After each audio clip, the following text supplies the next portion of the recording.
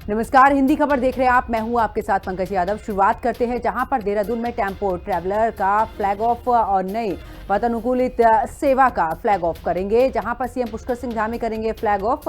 परिवहन निगम द्वारा संचालित नई वातानुकूलित ये सेवा, जहां पर इन बसों को लेकर अगर बात करें तो मुख्यमंत्री इसकी शुरुआत करेंगे और ऐसे में फ्लैग ऑफ भी करेंगे सीएम पुष्कर सिंह धामी। तो बड़ी खबर आपको बता रहे हैं देहरादून से, जहां पर परिवहन निगम द्वारा संचालित नई वातानुकूलित ये बसें और देहरादून में टेम्पो ट्रैवलर का फ्लैग ऑफ, नई वातानुकूलित सेवा का फ्लैग ऑफ मुख्यमंत्री पुष्कर सिंह धामी करेंगे।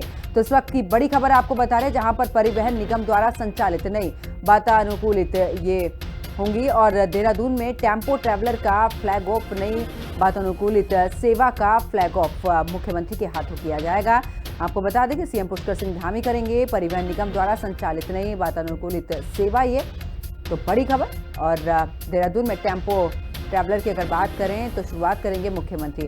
ज्यादा जानकारी के लिए हमारी सहयोगी शुभांगी हमारे साथ में जुड़ चुकी हैं। शुभांगी, अगर बात करें टेम्पो ट्रैवलर की, तो ऐसे में देखिए वातानुकूलित जो सेवा है उसकी शुरुआत मुख्यमंत्री के हाथों होगी। फिलहाल क्या कुछ जानकारी?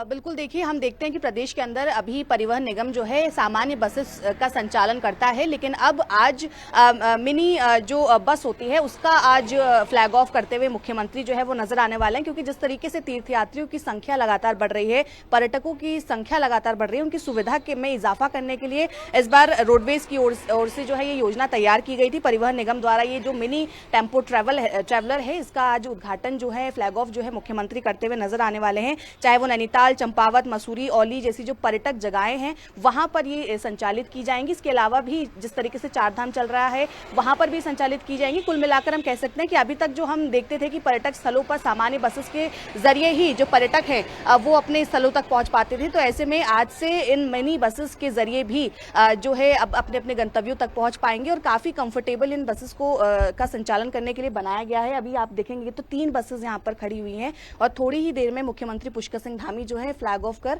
इनकी आज से शुरुआत करने जा रहे हैं। यहाँ पर आप देखेंगे तो क्योंकि जैसे मैंने कहा कि तीर्थयात्रियों की संख्या लगातार बढ़ रही है, ऐसे में जो मिनी बसेस हैं वो भी अब कहीं ना कहीं काम आने वाली है, उनका भी संचालन होने वाला है। और एक बहुत लंबे समय से इस योजना को तैयार किया गया था, जिसमें यह तय किया गया था कि अब बसेस के साथ साथ मिनी बसेस का भी संचालन प्रदेश के अंदर होगा। और चारधाम में भी क्योंकि बड़ी संख्या में श्रद्धालु पहुंच रहे हैं, वहां पर भी इनका सुविधा मिल पाएगी। नैनीताल में बड़ी संख्या में श्रद्धालु पहुंचते हैं, कैची धाम हम देखते हैं कि वहां पर लोग पहुंचते हैं, चंपावत पहुंचते हैं, औली पहुंचते हैं। इसी तरीके से तमाम जो पर्यटक स्थल हैं प्रदेश के अंदर, वहां पर इन बसों का संचालन होगा और मुख्यमंत्री आज इसकी थोड़ी ही देर में फ्लैग ऑफ कर इनकी शुरुआत करेंगे। बिल्कुल। और देखिए शुभांगी, क्योंकि हम देखते हैं, अगर हम उत्तराखंड की बात करें तो जितने भी पर्वतीय क्षेत्र है पूरे तरीके से वहां पर ये टेम्पो ट्रैवलर जो हैं सबसे बड़ी संख्या में जो लोग हैं इसका इस्तेमाल करते हैं। ऐसे में इसे हाईटेक करने के लिए भी, और क्योंकि अब बहुत बड़ी संख्या में पर्यटन जो है वो पहुंचते हैं, पर्यटक को भी बढ़ावा मिल रहा है, ऐसे में पूरे तरीके से आखिरकार किसी भी तरीके की जो है वो आज सुविधा ना हो, इसका ध्यान राज्य सरकार की तरफ से रखा जा रहा है और ये शुरुआत जो है आज मुख्यमंत्री करने वाले हैं। बिल्कुल, देखिए, जैसे मैंने कहा कि क्योंकि यहाँ पर बड़ी संख्या में श्रद्धालु पहुंच रहे हैं और अभी तक केवल जो बड़ी बसेस हैं उनका संचालन होता है एक जगह से दूसरी जगह जाने के लिए, ऐसे में इस बार परिवहन जो विभाग है उन्होंने ये योजना तैयार की थी और मुख्यमंत्री ने जो है उनका कहीं ना कहीं सहयोग भी किया और मुख्यमंत्री आज फ्लैग ऑफ कर इस आज योजना की शुरुआत भी करने जा रहे हैं, जिसमें अब मिनी जो ट्रैवलर बस है आज से उसकी शुरुआत होगी। क्योंकि अभी तक ये बसेस की शुरुआत यहाँ पर प्रदेश के अंदर नहीं थी, अभी तक केवल लोकल में ये देखा जा रहा था, लेकिन अब लॉन्ग रूट्स पर भी जो है ये मिनी बसेस का संचालन हो पाएगा।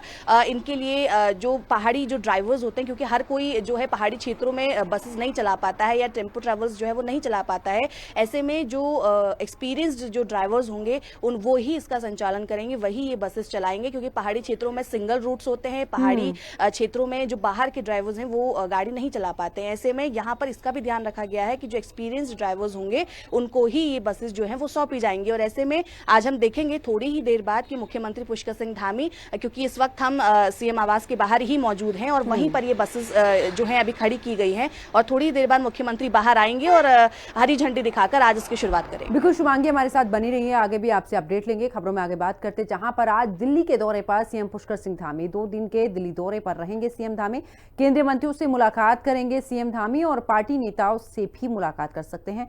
बड़ी खबर आपको बता रहे, जहां पर 2 दिन का मुख्यमंत्री का दिल्ली का दौरा और ऐसे में कई केंद्रीय मंत्रियों से मुलाकात करेंगे आज दिल्ली के दौरे पर सीएम पुष्कर सिंह धामी। इसी के साथ 2 दिन के दिल्ली दौरे पर रहेंगे सीएम धामी। इतना ही नहीं, आपको ये भी बता दें कि कई केंद्रीय मंत्रियों से मुलाकात भी सीएम धामी करेंगे, पार्टी नेताओं से भी मुलाकात कर सकते हैं और देखना होगा कि आखिरकार आज जब ये मुलाकातें होंगी इस दौरान क्या कुछ कौन कौन से ऐसे विषय रहेंगे जिनको लेकर चर्चा भी करेंगे मुख्यमंत्री। तो केंद्रीय मंत्रियों से मुलाकात करेंगे सीएम धामी और इसी के साथ आपको ये भी बता दें कि पार्टी नेताओं से भी मुलाकात करेंगे। हमारी सहयोगी शुभांगी लगातार हमारे साथ में बनी हुई है। शुभांगी, मुख्यमंत्री का दिल्ली दौरा, और देखिए हमने कई बार ऐसा देखा है जब मुख्यमंत्री दिल्ली के दौरे पर रहे हैं कई महत्वपूर्ण पहलू निकलकर सामने आए और कई बार हमने ये देखा कि ऐतिहासिक फैसले उन्होंने राज्य के लिए लिए। बिल्कुल, देखिए जब भी मुख्यमंत्री दिल्ली दौरे पर जाते हैं तो कहीं ना कहीं जनता को भी एक उम्मीद होती है कि हमारे पक्ष के जो मुद्दे हैं वो जरूर केंद्र में रखे जाएंगे। और मुख्यमंत्री खुद भी जब दिल्ली जाते हैं, चाहे वो गृह मंत्री से मुलाकात करें, चाहे वो प्रधानमंत्री से मुलाकात करें या फिर किसी भी केंद्रीय मंत्री से मुलाकात करें, प्रदेश से जुड़े हुए जितने भी मुद्दे होते हैं, जो भी परेशानियां होती हैं या अगर कहीं से भी केंद्र की जरूरत होती है तो जरूर वो अपनी बात रखते हुए नजर आते हैं। और आज भी करीब 1:30 बजे के करीब यहाँ से वे दिल्ली के लिए रवाना होंगे और वहां पर आज बताया जा रहा है कि केंद्रीय कृषि मंत्री से वो मुलाकात करेंगे। कृषि से जुड़ी हुई तमाम जो विषय हैं उनको लेकर दोनों के बीच चर्चा भी हो सकती है और इसके अलावा अन्य केंद्रीय मंत्रियों से भी मुख्यमंत्री पुष्कर सिंह धामी जो है वो मुलाकात कर सकते हैं, क्योंकि कई सारी योजनाएं जो हैं, परियोजनाएं प्रदेश के अंदर चल रही हैं और कई सारी चीजों में हमें केंद्र की मदद की जरूरत होती है। कई बार हमने देखा कि जब हेली सेवाओं का संचालन हमने शुरू किया था प्रदेश के अंदर तो मुख्यमंत्री इससे पहले जब केंद्र में जाकर उन्होंने अपनी बातचीत रखी कि हमें किस तरीके से केंद्र से मदद की जरूरत है तो जरूर वहां से आश्वासन भी मिला और मदद भी मिली और यही कारण है कि आज तमाम जगहों पर हेली सेवाओं का संचालन जो है वो शुरू हो गया है। इसी तरीके से कई सारी ऐसी योजनाएं, परियोजनाएं चल रही हैं, कई सारे ऐसे विषय हैं प्रदेश से जुड़े हुए जिनको लेकर आज मुख्यमंत्री दिल्ली जाकर केंद्रीय नेताओं से वार्ता कर सकते हैं। बहुत बहुत शुक्रिया शुभांगी, हमारे साथ जुड़ने के लिए, तमाम जानकारी साझा करने के लिए। खबरों में आगे बात करते, जहां पर देहरादून के डोईवाला में नाबालिग लड़की की संदिग्ध मौत के बाद में इलाके को हाई अलर्ट पर रख दिया गया है। नाबालिग की संदिग्ध मौत की जांच को लेकर प्रदर्शन कर रहे लोगों के चूड़ियां फेंकने के दौरान माहौल जो है उससे गर्मा गया है। लोगों के पथराव करने पर पुलिस ने लाठियां भांजकर प्रदर्शनकारियों को खदेड़ा है। हिंदू संगठन के लोगों पर भी पुलिस ने लाठीचार्ज कर उन्हें दौड़ाया है। तो देखिए बड़ी संख्या में लोग पहुंचे थे और ऐसे में जमकर यहाँ पर पथराव भी हुआ।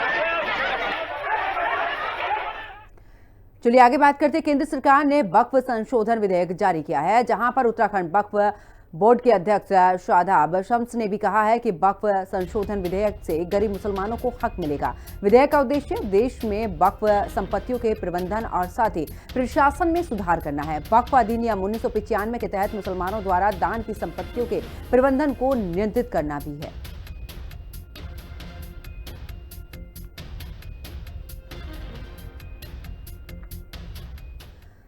खबर गदरपुर से है, जहां पर भावना कोरंगा के आवास पर बीजेपी कार्यकर्ताओं की बैठक आयोजित की गई, जिसमें बीजेपी कार्यकर्ताओं ने भावना कोरंगा को अपना समर्थन देते हुए भारी मतों से जीतने की भी घोषणा यहां पर की है। बैठक में सर्वप्रथम श्यामा प्रसाद मुखर्जी के चित्र के समक्ष उनके सामने फूल अर्पित किए गए हैं और इस दौरान क्षेत्रीय विधायक अरविंद पांडे ने कहा कि भारतीय जनता पार्टी विश्व की सबसे बड़ी पार्टी है। इसके अलावा उन्होंने भावना कोरंगा की जीत का दावा किया है। बता दें कि 19 बरीराई जिला पंचायत सदस्य सीट पर बीजेपी ने यहां पर कोई भी उम्मीदवार नहीं उतारा है, लेकिन भावना कोरंगा को क्षेत्रीय विधायक अरविंद पांडे ने अपना समर्थन देते हुए भावना कोरंगा को बीजेपी समर्पित उम्मीदवार की घोषणा की है।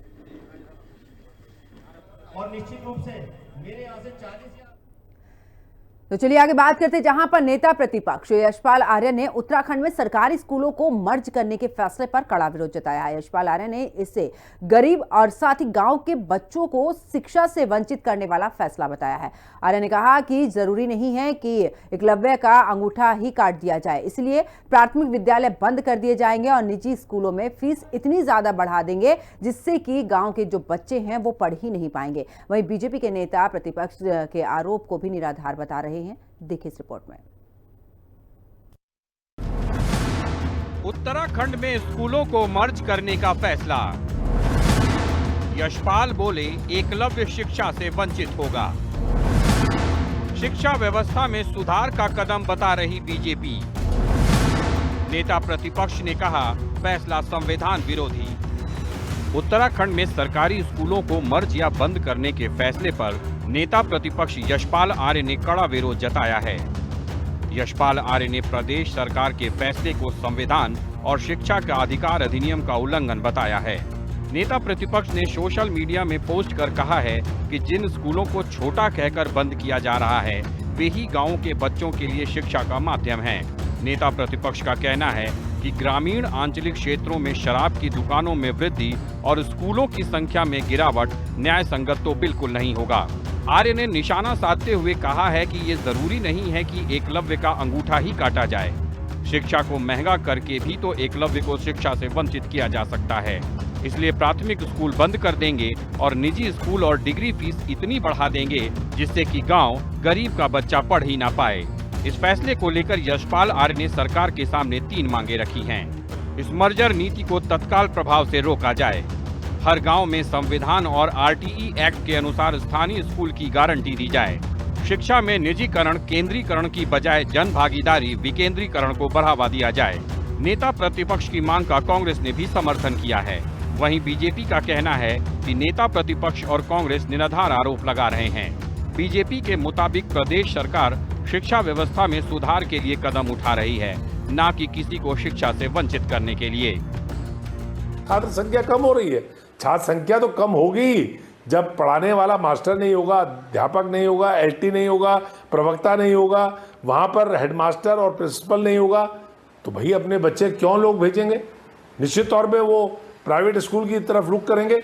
और सरकार चाहती भी है कि निजीकरण हो शिक्षा का, इसीलिए सरकारी शिक्षा को समाप्त करने की योजना धन सिंह रावत की है। मैं पूरी तरह से सहमत हूं नेता प्रतिपक्ष ने जो बात उठाई है। पूरी कांग्रेस पार्टी का ये मत है कि किसी भी सूरत में ये क्लस्टर स्कूल के नाम पर 1488 स्कूल बंद नहीं होने चाहिए। ये आरोप लग रहा है कि क्लासेस बंद कर रहे हैं या स्कूल बंद कर रहे हैं, यहाँ कहीं कोई सच्चाई नहीं है। अगर कहीं पर ऐसी स्थिति आ रही है तो उसके लिए एक वैकल्पिक व्यवस्था भी की जा रही है। उनके लिए और अच्छी व्यवस्था करने का प्रयास सरकार का हो रहा है।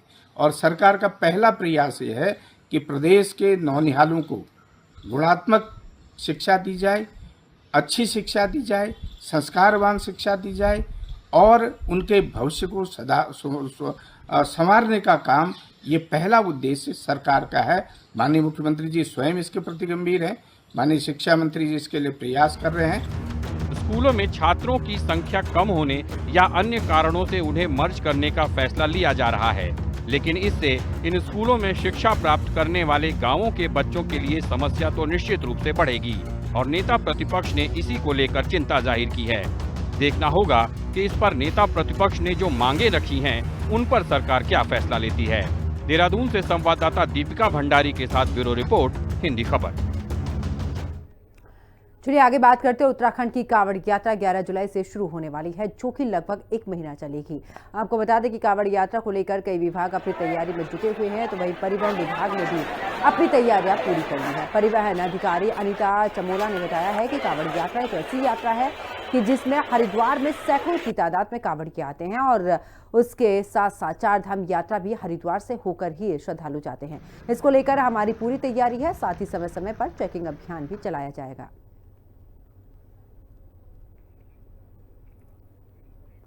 उधर खसरा और रुबेला जैसी संक्रामक बीमारियों को जड़ से खत्म करने के लिए स्वास्थ्य विभाग 21 जुलाई से विशेष टीकाकरण सप्ताह की शुरुआत करने जा रहा है। सितंबर महीने तक अभियान जारी रहेगा। मुख्य चिकित्सा अधिकारी मनोज शर्मा ने कहा है कि जगह जगह देहरादून के वार्डों में भी आशा कार्यकर्ताओं के जरिए जागरूकता अभियान चलाया जाएगा।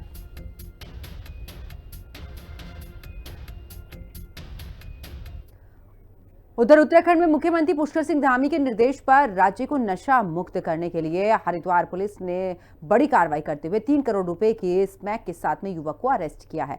कांवड़ मेले में नशा बेचकर फायदा कमाने के इरादे से 1 किलो 42 ग्राम स्मैक और 457 ग्राम मिलावट स्मैक बहादुराबाद पुलिस ने युवक को गिरफ्तार किया है। उधर कपकोट में भी नाबालिग लड़की से छेड़खानी के आरोपियों की गिरफ्तारी की मांग को लेकर क्षेत्रीय ग्रामीणों का गुस्सा पुलिस और स्थानीय विधायक सुरेश गड़िया के खिलाफ फूट पड़ा है। क्षेत्रीय ग्रामीणों ने पुलिस और विधायक के खिलाफ जमकर यहां पर नारेबाजी करते हुए उन पर आरोपियों को बचाने के आरोप लगाए हैं। सैकड़ों की तादाद में आए ग्रामीणों ने सड़क जाम कर पुलिस और विधायक का पुतला दहन किया। इस दौरान प्रदर्शनकारियों और पुलिस के बीच तीखी नोकझोंक भी देखने को मिली।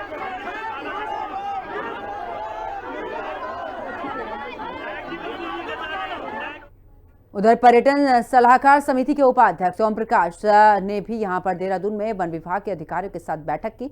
बैठक में इको टूरिज्म की संभावनाएं और भी यहां पर योजनाओं पर चर्चा की गई है। ओम प्रकाश ने भी कहा है कि मुख्यमंत्री के नेतृत्व में इको टूरिज्म के विकास को लेकर बजट की कोई भी कमी नहीं आने दी जाएगी। बैठक के दौरान उन्होंने डोईवाला टोल प्लाजा क्षेत्र की गंदगी पर भी नाराजगी जताते हुए FIR दर्ज करने की बात कही है।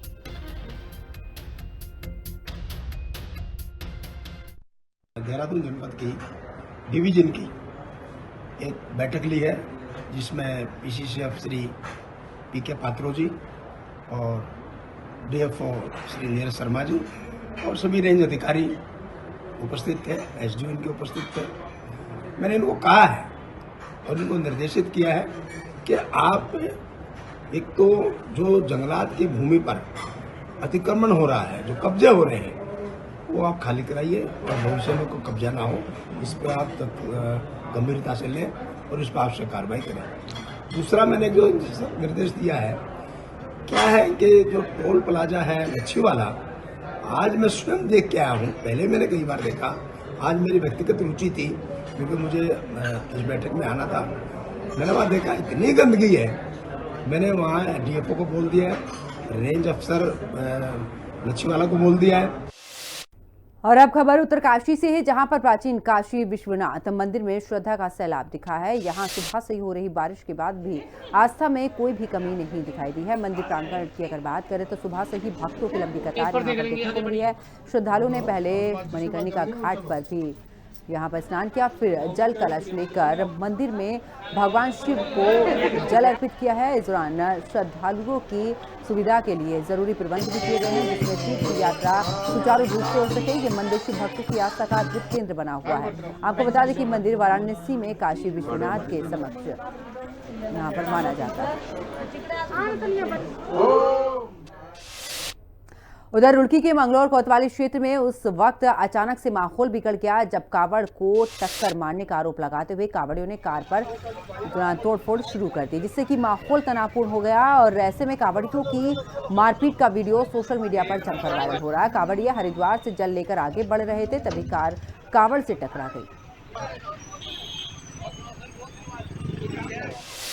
खबरों में आगे बात करते हैं, जहां पर भारतीय भूवैज्ञानिक सर्वेक्षण विभाग का अलर्ट। बड़ी खबर देहरादून से आपको बता रहे हैं, जहां पर भारी बारिश और साथ ही भूस्खलन की चेतावनी जारी की गई है। टिहरी उत्तरकाशी रुद्रप्रयाग में अलर्ट जारी किया गया है।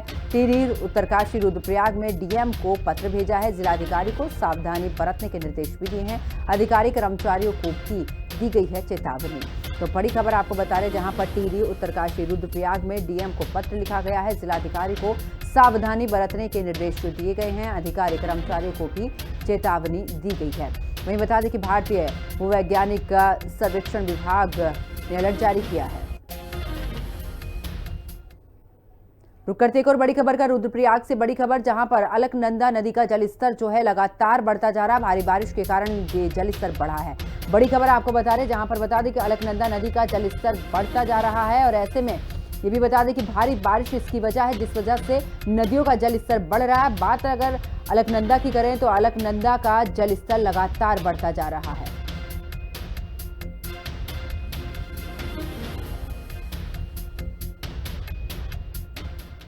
और चलिए खबरों में बात करते हैं श्रीनगर की, जहां पर पहाड़ी क्षेत्र की अगर बात करें तो बारिश का कहर लगातार जारी है। बद्रीनाथ नेशनल हाईवे सरोबगढ़ का पर भी इस दौरान मलबा आ गया है, जहां पर मलबा आने से बद्रीनाथ नेशनल हाईवे बंद हो चुका है। बद्रीनाथ नेशनल हाईवे खोलने का काम प्रशासन की तरफ से लगातार जारी है।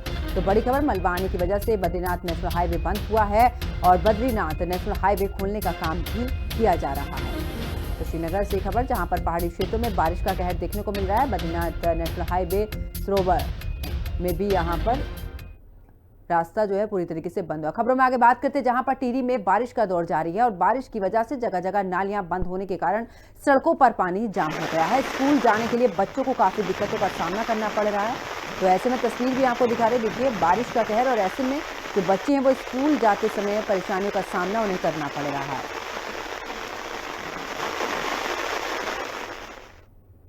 उधर देहरादून में अप्रैल महीने में डेंगू के कई मामले सामने आए हैं। बरसात के दिनों में अभी डेंगू के मामले कंट्रोल में हैं। नगर निगम के प्रभारी नगर स्वास्थ्य अधिकारी अविनाश खन्ना ने कहा है कि नगर निगम की टीम लगातार अलग अलग क्षेत्र में जाकर लोगों को जागरूक कर रही है। बरसात के दिनों में गमलों में पानी भर जाता है। स्कूलों और साथ ही बड़े बड़े मॉल की छत वहाँ पर भी पानी इकट्ठा हो जाता है, जिस वजह से कि डेंगू का जो लार्वा है वो मिलता है। नगर निगम की टीम अलग अलग जगहों पर जाकर डेंगू के लार्वा को खत्म करने का काम कर रही है।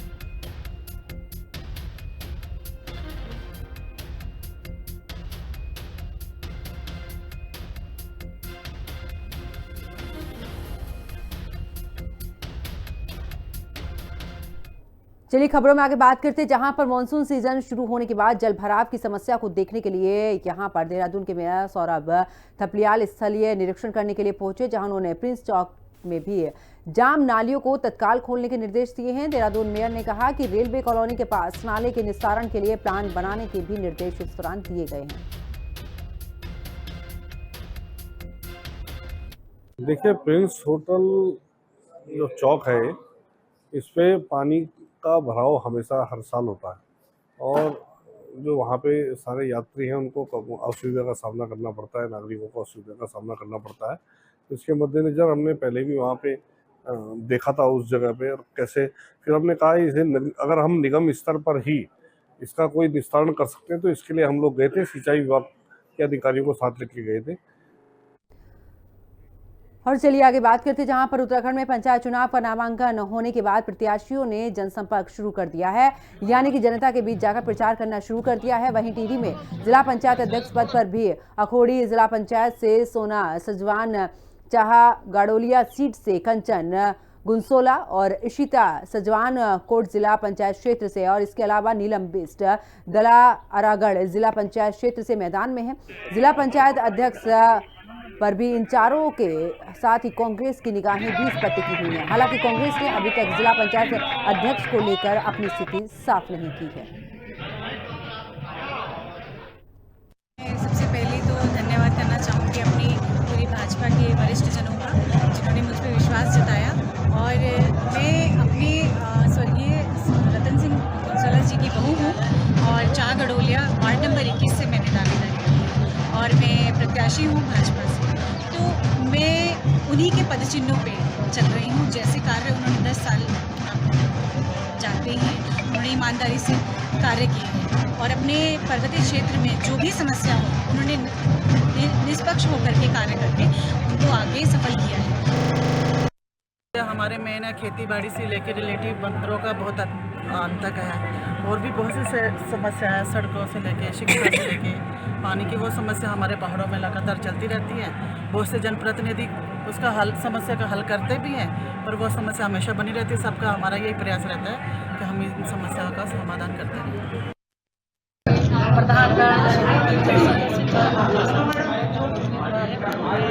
हार्दिक शुभकामनाएं और बधाई देना चाहती हूँ और मैं आज अपना नामांकन कर चुकी हूँ। पार्टी का संगठन का मैं बहुत बहुत धन्यवाद देना चाहती हूँ, अपनी प्रदेश के यशस्वी मुख्यमंत्री जी का, अपने प्रदेश अध्यक्ष जी का भी और साथ अपने जिलाध्यक्ष जी का भी बहुत बहुत धन्यवाद देना चाहती हूँ, जिन्होंने मुझे विश्वास दिलाकर तीसरी बार जिला पंचायत सदस्य के नाम घोषित किया है। और मैं अपने 10 साल के कार्य को लेकर जनता के बीच जा रही हूँ। जो मैंने 10 साल के कार्य किए हैं उनके लेकर जनता का मुझ पर विश्वास है। खबरों में आगे बात करते उत्तरकाशी की, जहां पर मोरी थाना पुलिस ने उत्तराखंड हिमाचल बॉर्डर से अवैध शराब का जखीरा बरामद किया है। आराकोट सनेल बैरियर पर सघन चेकिंग अभियान यहां पर चलाया जा रहा था, जिस दौरान पिकअप वाहन से 85 पेटी अवैध देशी शराब बरामद की गई है। वाहन चालक मौके से भाग गया, वाहन को मौके पर सीज किया गया है। बरामदगी के आधार पर थाना मोरी पर अज्ञात वाहन चालक के खिलाफ आबकारी अधिनियम के तहत मुकदमा दर्ज किया गया है।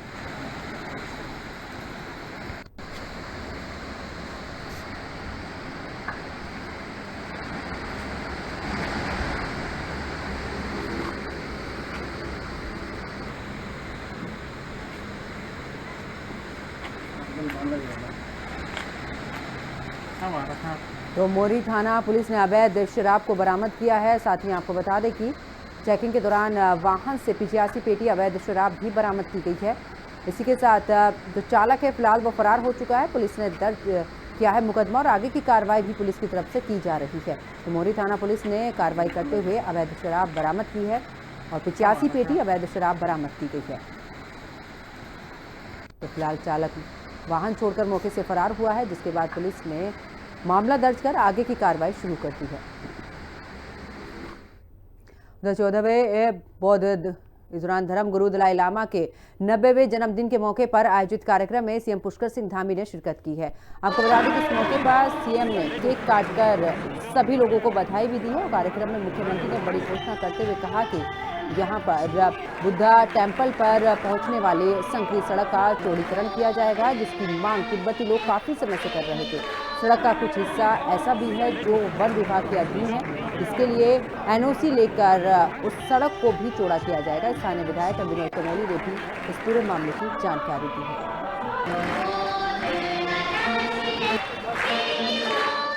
आज दलाई लामा जी का 90वां जन्मदिन है और पूरे देश और दुनिया के अंदर बड़े हर्षोल्लास से मनाया जा रहा है।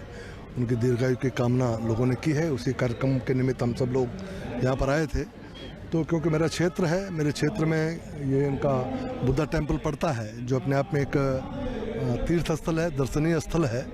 और आपको ध्यान में होगा जब हमारे यहाँ इन्वेस्टर समिट चला था तो बाकायदा लोग उसको देखने भी आए थे और लोग आते रहते हैं। तो उसी को लेकर थोड़ा उसके रास्ते को लेकर और इसकी जो लिंक रोड्स हैं उनको लेकर मैंने आज माननीय मुख्यमंत्री से आग्रह किया है। और इस बुलेटिन में फिलहाल इतना ही। आप देखते रहिए हिंदी खबर। नमस्कार।